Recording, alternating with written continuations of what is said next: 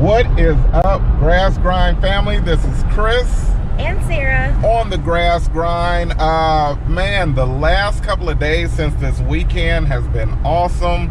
The calls are coming in, the grass is starting to grow, and we are getting super busy. I mean, really busy.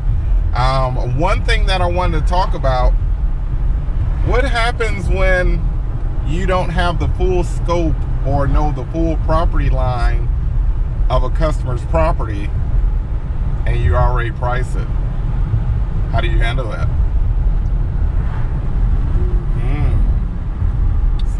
Stay tuned.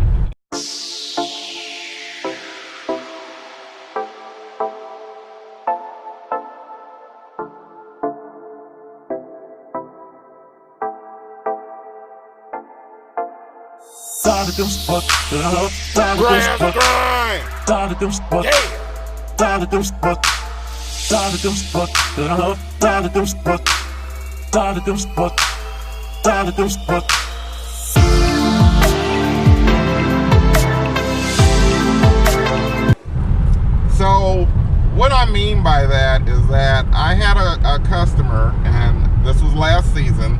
We had a customer, and this customer had 3-acre property, okay? And we walked around the property. We asked which trees and what she wants trimmed and exactly what she wants done on the property. Well, we start mowing, and when we're finishing up, the customer says, oh, by the way, this area over here is our property also, okay? So I talked with Sarah, and you know, it was a hard situation because you want to make sure that you stick with your pricing, but on the other hand, it's more time, it's more property. Okay, you know what, guys, I want to tell you. So she told us that she had the 3-acre property. We walked it, and then after right in the middle of mowing, she says she comes out of the house and she's just like, hey, I forgot to tell you that you have to go over the bridge, and there's another little property line, you know, and like that was a good sized lot over there too. Yeah, I would say it probably added on about 30 minutes to the time. Yeah. Now, you know, in those type of situations, you know, we want to hear what you guys do in that type of situation. How would you handle that? Would you stick with your original price and just mow it? Would you, at that point in time, would you increase the price? I think that's something interesting to talk about is property lines, and you know, when a customer adds on and say, hey, by the way, you know, this is our property also. I agree. You know, like, what do you do in those situations, you know, where you don't want to be, you know, buttish? Yeah, you know, you don't want to be rude, but in the same time, business is business. Right. Okay? And this is just one of those instances that happened to us, and me and Sarah was talking about it today, and I think it's a good topic when, you know, a customer adds on different property.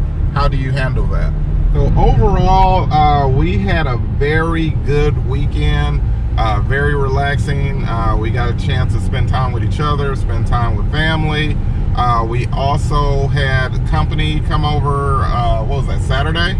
A Saturday night. Big shout out to Austin and his wife Shauna. We had a great time, grilled out, and that's one thing with lawn care.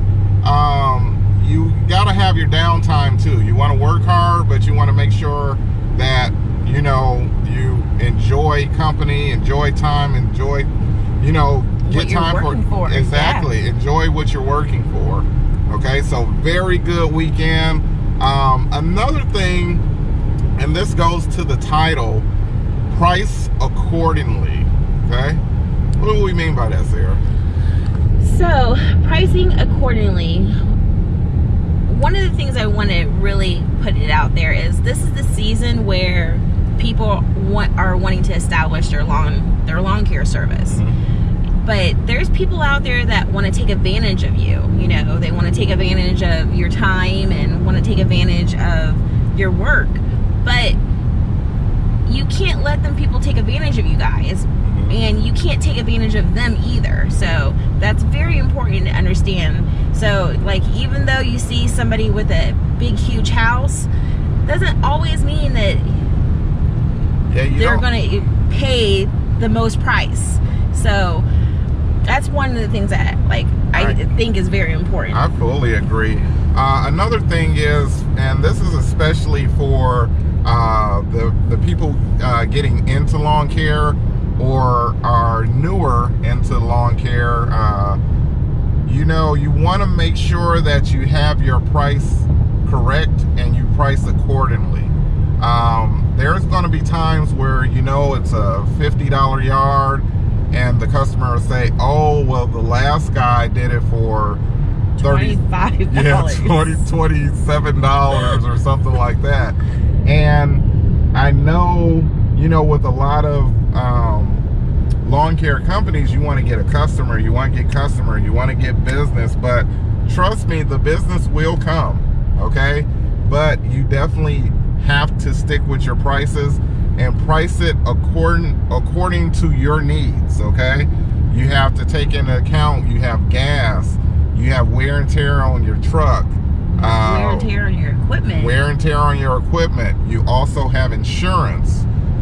There are so many different factors for you to price these yards accordingly, okay? Whether it comes to mulch or mowing, you want to definitely know your hourly rate and what you're worth. Exactly.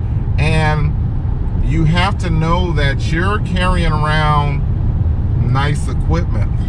But most of all, too, you know, like everybody out there, you know, you want to put down what you're worth and stick to it, because that is you. You are establishing your name out there. And when you are, you know, showing that you're worth more than, you know, like the next person, okay, make sure that you are worth that. And how? Well, the thing is that we don't like to give discounts. So let's say if we go into a neighborhood and say, okay, this is a $50 yard, but for you, we'll do it for $37. Yeah, because word of mouth gets around. It reaches. So let's say if you did do that, okay, you got that one customer for $37, and then you try to charge the neighbor 2 doors down $50. Once they talk, they're going to be like, hey, well, why am I paying $50 and they're only paying $37? Yeah. Okay. And then on top of it, you know, what I'm trying to say is that, you know, your work shows what you're worth. So if you do a good job, other people are going to see. Yes. And, you know, just like she said, the work speaks for itself. If you do really good work, and we pride ourselves on customer service, I think that goes hand in hand. People are going to call, and people are going to want you on their property. They're going to trust you, and they're going to want to pay that price that you know, that you were firmed on. So because, you know, you do a price and say, hey, look, you know, we'll do it for this price, you know, and then they're like, okay, you know what, well, Joe down the street, you know, he does it for, you know, like $10 cheaper, but then Joe down the street, you know, doesn't trim, doesn't blow, or cuts the grass too low. And, you know, that's what they're paying for. So let me ask you a question. So let's say you get a customer and they say, oh, your price is too high. How do you handle that? Because I know how I would handle that. How would you handle that? I would say, thank you very much for your time, and let us know if we can be of any service to you in the future. You have to have that confidence when you're talking with the customers, and especially if you know that your pricing is correct, stand firm, Okay, stand firm on your pricing, because you'll have customers that'll talk you down to $15. Okay, never happened to us, yeah, but absolutely. No, we had that one customer that was like, you know, it was crazy. It was like champagne dreams and Kool-Aid pockets. Oh yeah, you're gonna have customers that want a ton of services. Okay, they want a rock here, a mulch here, and you know, I want this, everything done, a waterfall, and when that overgrown grass and let's talk, man. We're hitting some topics today. Yeah, overgrown grass, and they wanted it done for $20. So, yes. Yeah. No. Okay. The way I look at it, it's not our fault that, you know, for one, that their grass is overgrown. For two, whether it's our company or any other company, they should have got them out there earlier. So when you come across overgrown lawns, you have to charge, because you don't know what's in the lawn.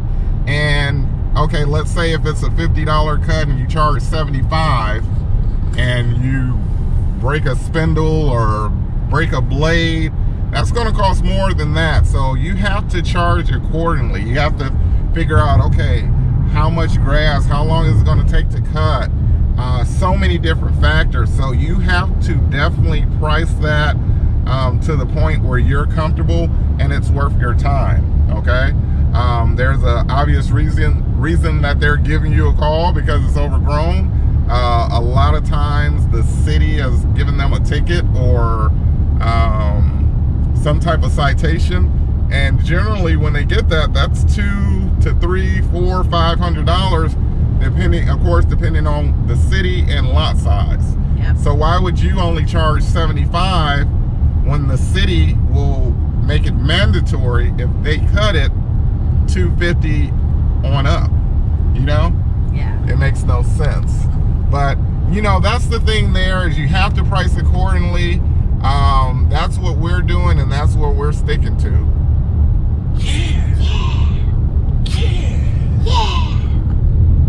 What?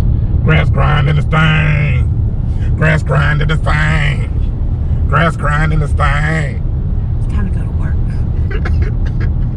But Time to go to work. all right, so we're gonna get off here. Hopefully everybody had a great weekend. I know in the colder areas it's starting to warm up, grass is starting to grow. Get up, get out, get that money, cut some grass, okay? Do not sit down, and don't expect the work just to jump up and be like, hey, you gonna cut me? It's not gonna happen. You gotta get up, you gotta find the customers, you gotta drive around, walk, put out flyers, do whatever you need to do. Knock on some doors, talk to people. You have to be on your grind, your grass grind, okay? It's not just gonna fall out the sky. Grass grind to this thing. Grass grind to this thing. Okay, you know, we're done. All right, so this is Chris And Sarah on the grass grind. Once again, always invest in yourself. and keep grinding. Keep grinding. Yeah. Yeah. Yeah. Grass grinding this thing. Yeah.